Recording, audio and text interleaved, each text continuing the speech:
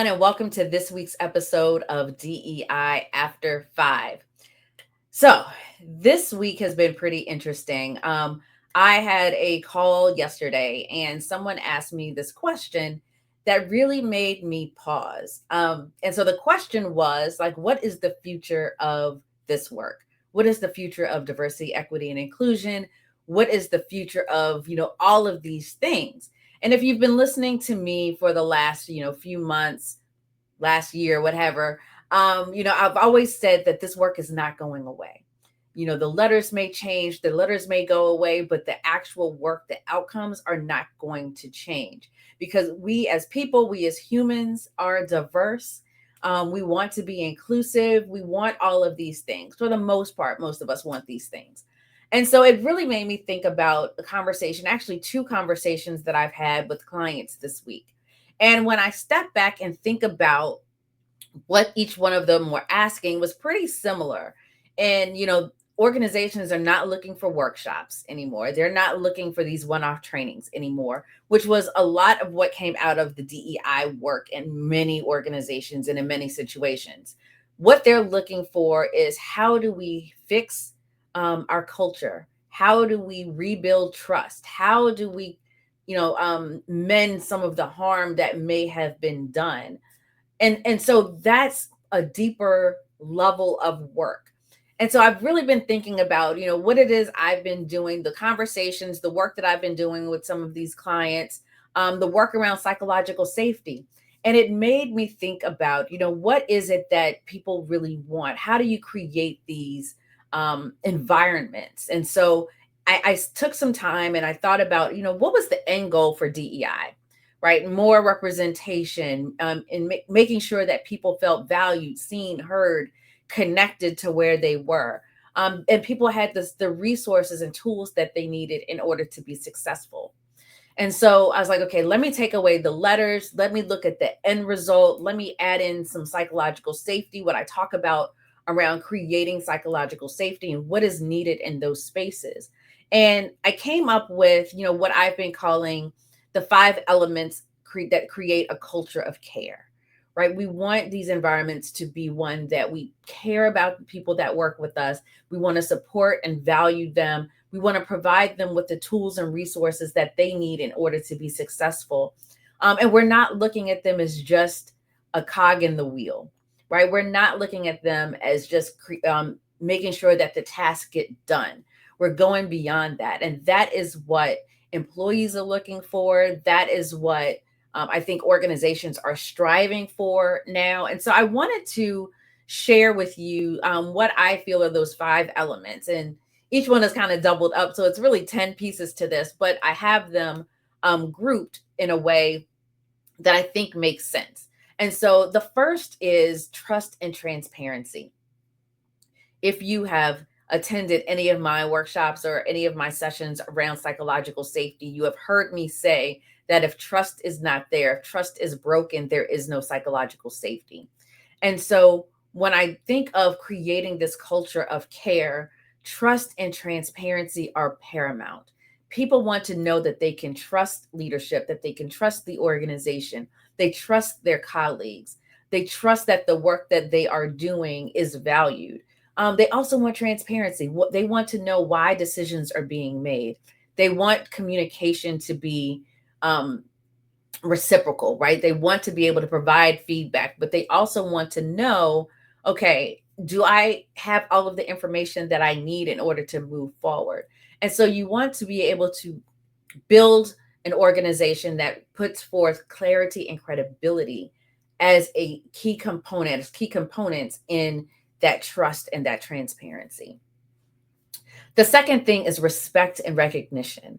And again, if you've listened to anything that I've said over the years, I always talk about respect.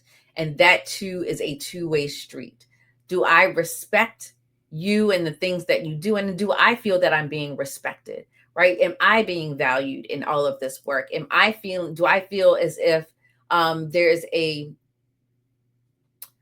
relationship there where respect is the top of the list? Recognition. This is one, and I actually did a webinar on this earlier this week. And what came out of that was in the recognition piece, we as a culture, especially in the United States, we are one that we are all about checking the boxes, right? Let's just get our to-do list done. Let's go through all of these things. Where do we take the moments to pause and actually recognize the folks that have helped us accomplish those goals, big or small, right? When do we take the time to do that? When do we acknowledge, you know what, we did a good job on this. Let's pat ourselves on the back. Just take a moment to be recognized in this moment. And even if something goes wrong, we talked about on the webinar the other night, where we're always constantly pivoting, and so good work is often done, but then when a pivot happens, we kind of forget about the good work that's been done and focus on, okay, this is the next phase, this is what we need to do now.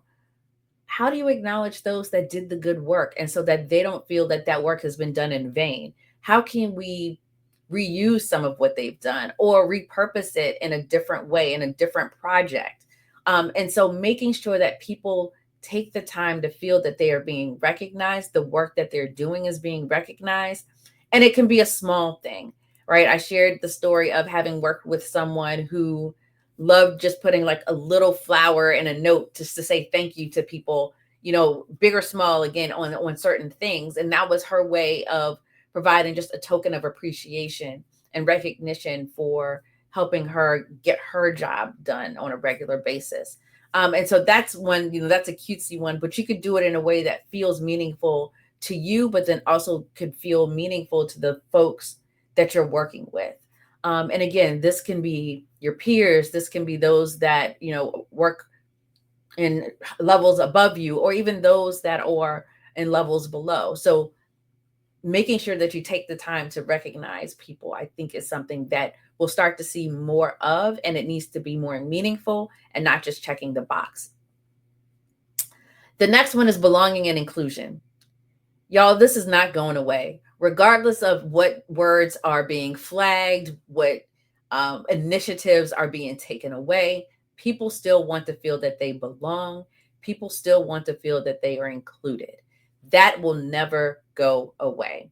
And so, regardless of letters and acronyms and all of those things, what are you as a leader? What are you as an organization doing to ensure that people feel that they belong there, right? That they are a part. They are just not a widget, right, in the whole machine, but they are a critical part of getting the work done, and helping to create the culture there.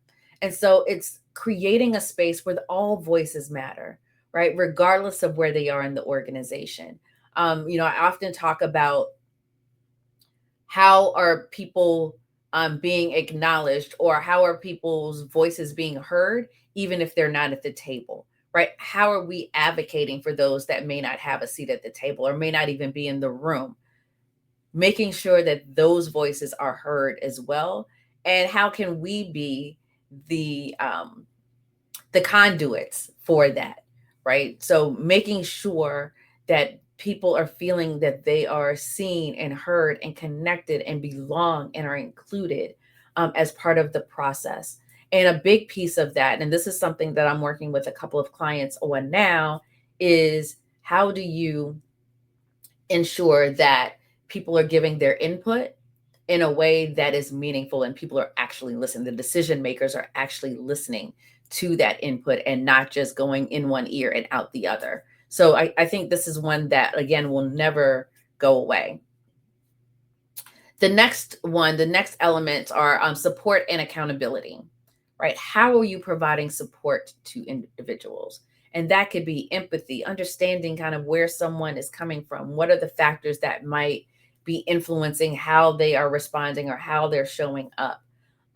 Making sure that you create space for people to be able to explore new opportunities, new ideas, supporting that, and making sure that that is protected space. And accountability is the other piece of that. And again, if you've listened to anything that I've said around accountability, US culture, and I'll put it that way, and there are probably other cultures, but this is where I am based. We often think of accountability as a negative thing. and it doesn't have to be.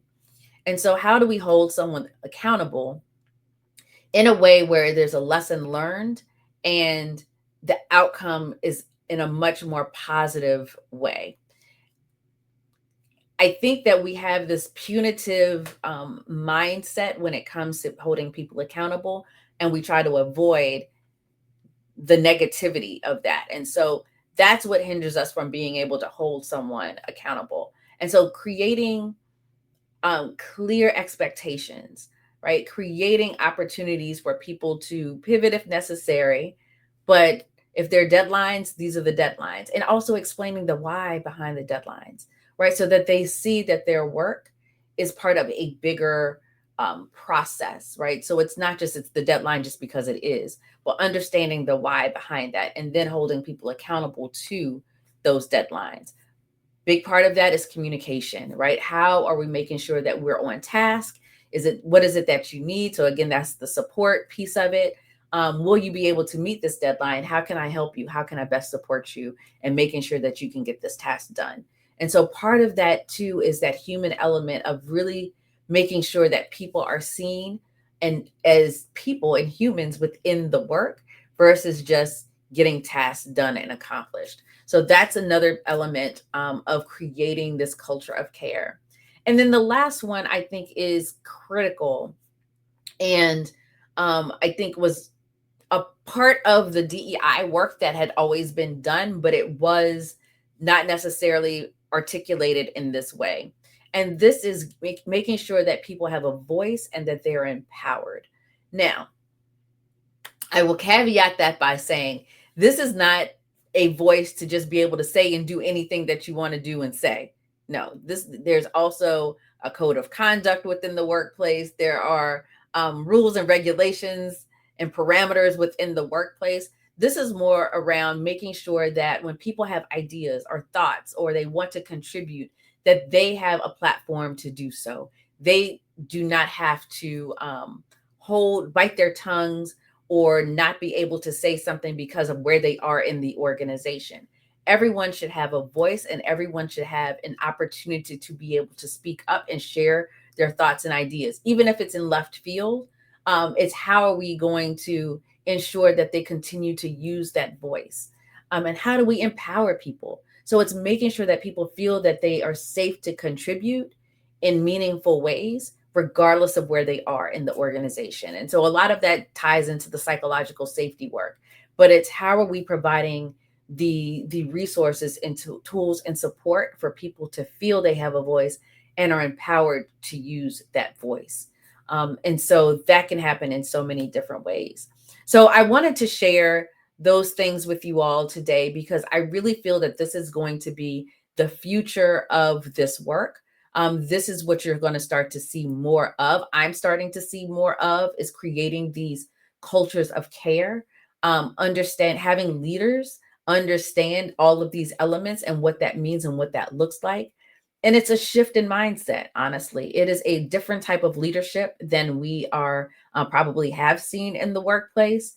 It is definitely a different type of leadership than I think that's being forced in many different ways from higher places. But it's not what humans and what individuals are looking for out of the workplace. They're looking for places that are cultures of care, right? Places that really are invested in the people. And so more and more you'll start to see, and I'm again starting to see more and more in this space of how do we create this? How do we do so in a meaningful way? How do we deepen this work? And how do we spend more time really focusing on providing these opportunities for us to build this culture in a way that will be sustainable? So this is not checking the box. This is not just a workshop. This is a truly shifting the culture of an organization so that it becomes one that is more inclusive, one that people feel that they belong, people have a voice, and that they are valued in the whole process. So that's what I wanted to share with you all this week. I hope you were able to walk away with a few nuggets. As always, feel free to reach out to me directly if you want to learn more about creating a culture of care or anything else that I do when it comes to psychological safety in the workplace. You can always find me on our website and also find me on social media. So LinkedIn is probably where you'll find me the most, just Sacha Thompson there. And as always, you can tune in to DEI After 5 every week for more information, more guidance, more support. And as always, until next time, have a good one.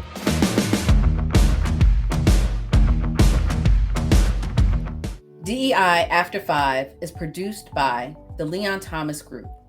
For more information, go to theleonthomasgroup.com.